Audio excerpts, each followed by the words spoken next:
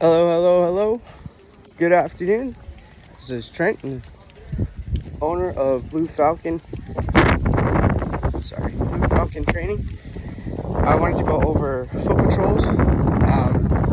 Most places have little deggy points or data entry points. It's very common. This is for accountability reasons and many other reasons. It's a decent program. You do have some guards that you definitely want to make sure that they're doing what they're supposed to do.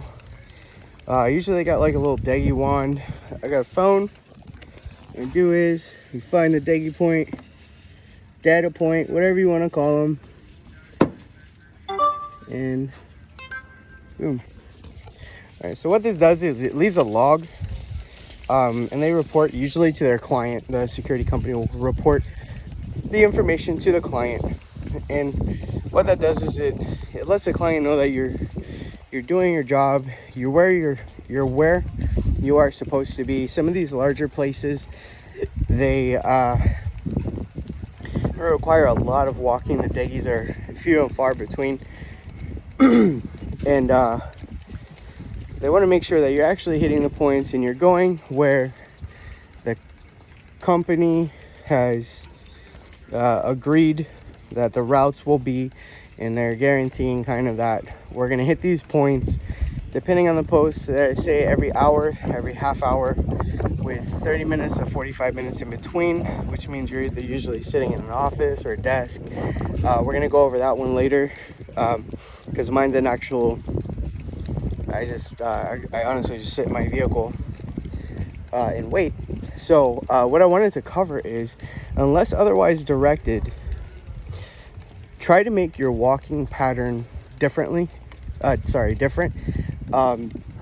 You want to take different routes to each data point every single time. Every single time you go on patrol, you can either change it every single time or have a certain different set of ways that you go to each point every time you patrol. What's this gonna do? This is gonna help you be a little bit more unpredictable where you're gonna be. If you got a bad guy or a thief and they're checking you out, and I've seen this happen before, they'll watch you, they'll check your routine, they'll check your patterns, and they'll wait for a little while. This particular post, a lot of boats out here in these lower units are anywhere from what I'm told, $5,000, $10,000, $15,000 a piece, and they're put together by 4 bolts. So someone runs in and undoes the 4 bolts and carries it out. Bam, 10 grand. So a lot of these times they're gonna watch. Other things, they take the GPSs off of them, the fish finders. A lot of these guys leave a lot of expensive fishing rods. This is crazy. Some of these rods are about anywhere from like $100 to $1,000 a piece. Some of them even upwards to about $1,500. So I'm gonna do another data point. You don't want them to know. You don't want anybody really to know but yourself where you're going to be and when you're going to be there.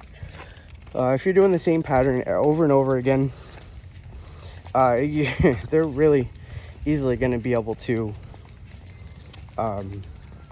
get in there when they need to and do what they need to do without you ever even seeing them. Again, that's another perk of the data entry system. If an incident does occur, at least that guard can say, hey man, I went to my post, I hit the points like you told me to, I was where I was supposed to be when you wanted me to be there. So it is good to back that up. Another tactic you can use, do back-to-back patrols. You don't necessarily have to, sit when they tell you, unless they tell you directly, this is what they want you to do. This is the route they want you to take. If something happens and an event and they're responsible for it, that's not on you. You did your job. You did exactly what they told you to do. For whatever reason, sometimes these clients, they will think that they know best, they know better. They may have better information to give you, but all of these, pretty much this industry is straightforward in all accounts. Different positions obviously have different issues.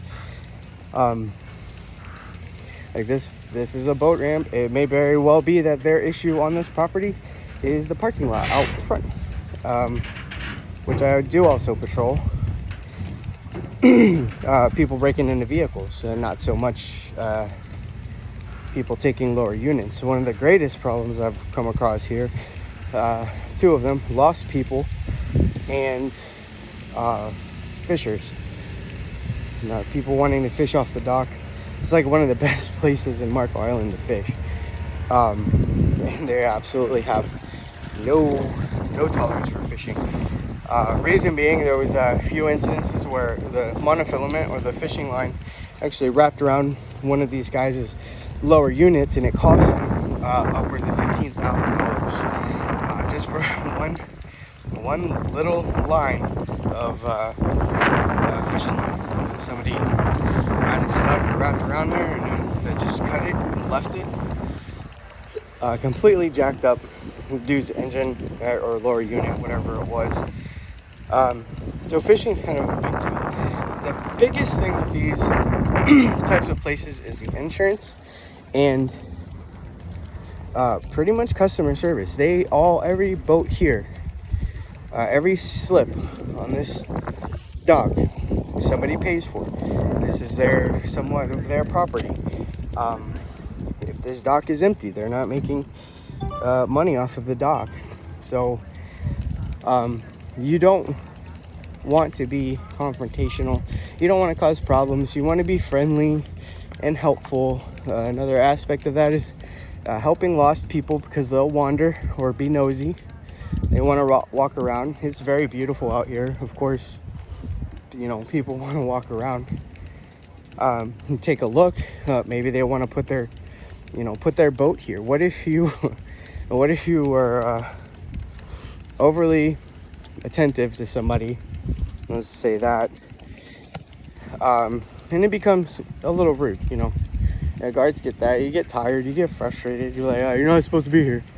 And instead of coming up to them and starting a conversation, and then 1 or 2 minutes, just ease into them like, hey, you're really not supposed to be in this area. If I could walk you back, that'd be great. There's no reason to be an asshole when you're a security guard, unless you have to be an asshole when you're a security guard. When that point comes, it's very obvious. But typically, 90% of the time, you just want to be friendly. Walk around, say hi, get to know people, have conversations. And you're literally walking around. Just being a nice person, and you're getting paid to do it. That's what they want to see. They want to see friendly faces. They want to feel comfortable and relaxed when they see you. Not like, oh my God, here's this asshole. A lot of these guys, they thank me. Some people, this ain't great for my health, but some people bring me food, which is great. Really quick, be cautious when people give you food. Be humble. Accept it. If they made a special trip to come out to give you something, they have, 3 intentions. They're kissing your ass. They want special favors. They're going out of their way to do something really nice for you. So if you turn it away, I know somebody rode his bike 4 miles down the road, got me a grouper sandwich, came back. So, refusing that would have been kind of rude. What you do with it after you accept it, they don't need to know. If you don't want to eat it, don't eat it. I had somebody bring me a whole fish, like not even filleted, just whole Cuban style fish. And I love fish. It was kind of hard for me to stomach. I was like picking at it in front of him, like eating little parts just to make him happy, And then the third one would be somebody trying to do something nefarious. And like I said, that's kind of extreme. this isn't Ocean's 11. These people aren't, you're not gonna come into super mad evil villains out here, most likely. They're not gonna try to, poison me, I'm pretty sure, but just be aware that's a possibility.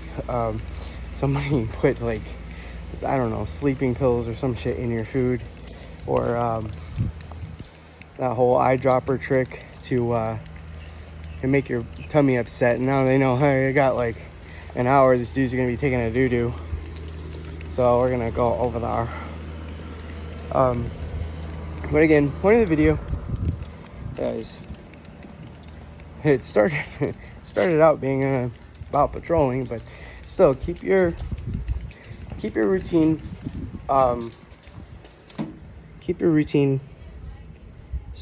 random. Don't let people know where you're gonna be. There is a time and place where you do want them to know where you want to be, and that's when you're at a static position, stationary position, and I'll show you that later. And that's basically where, on my downtime, which is the 30 to 45 minutes in between patrols, where I will be, well, I guess that's kind of like resting. That's your little free period. That's when you would have lunch or deal with your own things that you have to deal with. But you still have a job to do. You're still on duty. The best thing that you could do is position your vehicle. And if you know your property well enough, there's a spot where you could probably see a good 40, even up to about 80% of the property that you're trying to secure, just by sitting in one position. And I'll go over that in another video. But thank you for your time. Keep watching.